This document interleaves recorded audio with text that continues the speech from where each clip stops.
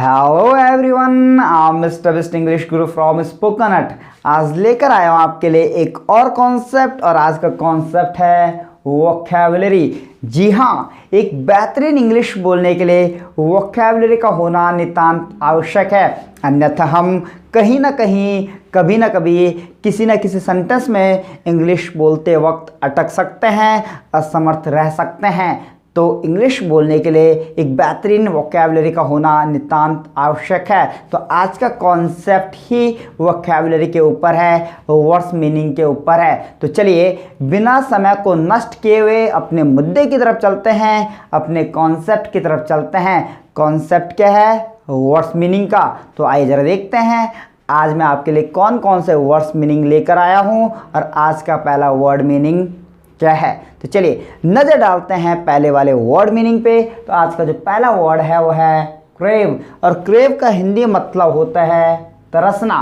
Crave का हिंदी मतलब तरसना होता है। जिस प्रकार से आप लोग मेरी वीडियोस को देख रहे हैं, आपकी तरफ से मुझे लाइक्स मिल रहे हैं, अच्छे अच्छे कमेंट्स मिल रहे हैं, तो इस बात से पता चलता है कि आप ज़रूर इंग्लिश बोलने के लिए तरस रहे होंगे, आप ज़रूर इंग्लिश बोलने के लिए क्रेव हो रहे होंगे। अब इस सेंटेंस को इंग्लिश में बनाएंगे क्रेव की सहायता से। तो सेंटेंस बन जाएगा you must be craving to speak English. You must be craving to speak English, के आप इंग्लिश बोलने के लिए ज़रूर तरस रहे होंगे। तो जिस प्रकार से आप इंग्लिश बोलने के लिए तरस रहे होंगे, मैं भी आपको इंग्लिश बुलवाने के लिए तरस रहा हूँ। तो सेंटेंस बनाएंगे I am also craving to make you speak English, कि मैं भी आपको इंग्लिश बुलवाने के लिए तरस रहा हूँ। तो दो एग्जाम्पल्स के साथ आया हूँ, बाकी एग्जाम्पल्स आपने खुद ही बनाने हैं। कि जो भी वर्ड्स मीनिंग आज मैं आपको पढ़ाने जा रहा हूँ, उन वर्ड्स मीनिंग के ऊपर आपने खुद ही सेंटेंसेस बनाने हैं। दो एग्जाम्पल्स आपको मैं बताऊंगा, बाकी आपने खुद ही बनाने हैं अलग अलग ग्रामर में, और कमेंट बॉक्स में मुझे आपने सेंटेंसेस बनाकर भेजने हैं, ताकि मुझे भी तो पता चले कि जो कुछ मैं आपको सिखा रहा हूँ क्या आप समझ भी पा रहे हैं या फिर नहीं। तो चलिए अगले वर्ड मीनिंग की तरफ बढ़ते हैं, और अगला जो वर्ड मीनिंग हमारे पास वो है रिग। अब रिग का मतलब क्या होता है? रिग का मतलब होता है धांधली करना। रिग का मतलब धांधली करना। लेकिन कुछ लोग बड़े कंफ्यूज्ड होते हैं, लोगों की थोड़ा सा हिंदी वीक है। क्यों? क्योंकि लोग आजकल इंग्लिश ज़्यादा पढ़ने लग गए हैं, है ना। तो धांधली करना क्या होता है? सिचुएशन को समझते हैं। क्या सिचुएशन है? मान लो दो टीम्स हैं, एक हमारी है और एक दूसरी टीम है, क्लियर।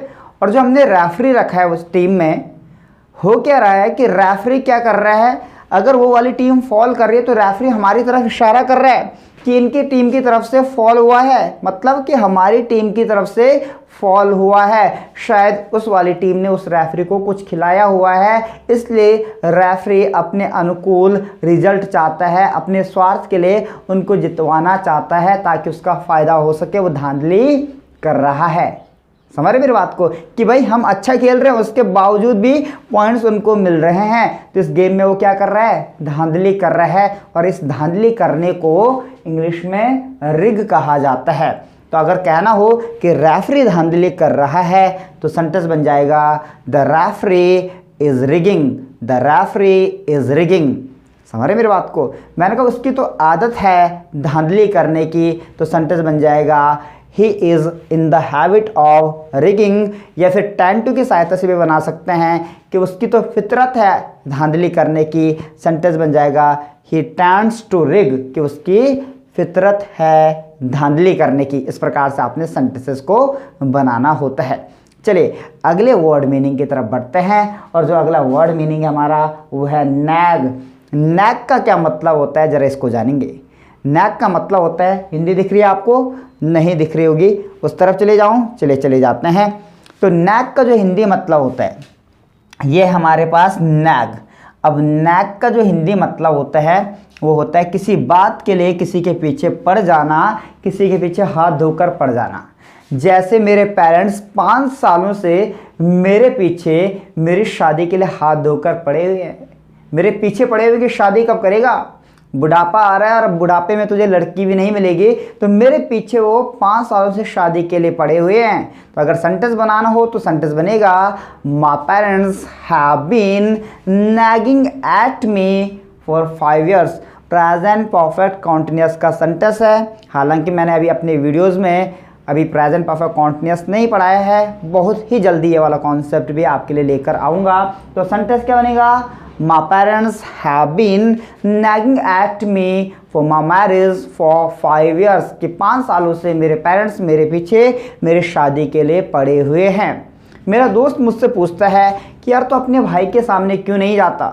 तो मैं उससे जवाब देता हूँ कि यदि मैं अपने भाई के सामने गया तो पक्का मेरे पीछे पड़ जाएगा नौकरी करवाने के लिए, कि वो कहेगा कि हमेशा मुफ्त की रोटी ही तोड़ेगा क्या, नौकरी वगैरह कर ले। तो मेरा भाई पक्का मेरे पीछे मुझसे नौकरी करवाने के लिए पड़ जाएगा। तो सेंटेंस बनेगा my brother will definitely nag at me to do job. My brother will nag at me to do job, कि मेरा भाई क्या करेगा? मेरे पीछे पड़ जाएगा या फिर पक्का पड़ जाएगा। तो आप डेफिनेटली का यूज़ कर लेना कि my brother will definitely nag at me to do job, कि नौकरी करवाने के लिए पक्का मेरे पीछे पड़ जाएगा। कहता रहेगा कि भाई नौकरी कर नौकरी कर नौकरी कर, मुफ्त की रोटी ही तोड़ेगा। इस प्रकार से। क्लियर?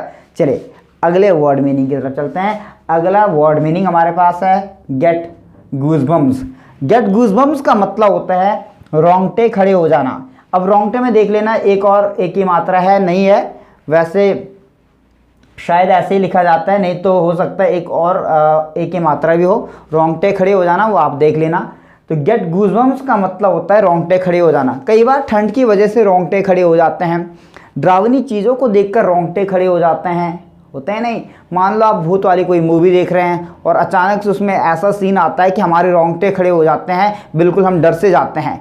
तो इस प्रकार की चीज़ को आप कहते हैं गेट गूज़बम्स, मतलब रोंगटे खड़े हो जाना। तो कल मैं एक मूवी देख रहा था और उस मूवी को देखते देखते मेरे रोंगटे खड़े हो गए। उसमें एक सीन ऐसा था, बड़ा ही डरावना सीन था, तो मेरे रोंगटे खड़े हो गए।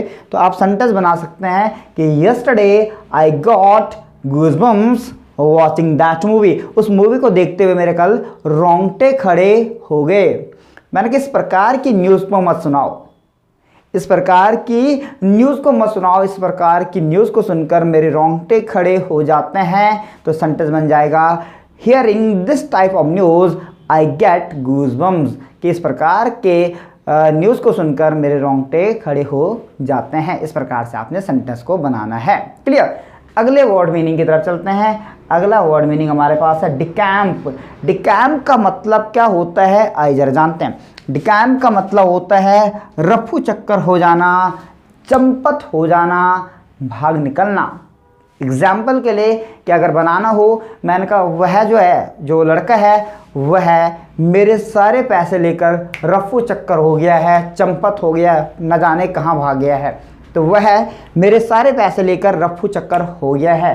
तो वह मतलब ही हैज़ की ग्रामर लगाएंगे, he has decamped with my all money. He has decamped with my all money, कि वह मेरे सारे पैसे लेकर चंपत हो गया है, रफू चक्कर हो गया है। वह रात को ही, मतलब चोर की बात कर लेते हैं, चोर रात को ही रफू चक्कर हो गया था। तो सेंटेंस बन जाएगा the thief decamped in the night. The thief decamped in the night. इस प्रकार से आपने इन वर्ड्स मीनिंग का यूज़ करना है। वर्ड्स मीनिंग बहुत ज़रूरी है इंग्लिश बोलने के लिए। इंग्लिश की बात नहीं कर रहा हूँ, किसी भी भाषा को बोलने के लिए वर्ड्स मीनिंग का होना ज़रूरी है। अपनी बात को दूसरों तक पहुँचाने के लिए हमारे पास शब्दों का होना बहुत ज़रूरी है।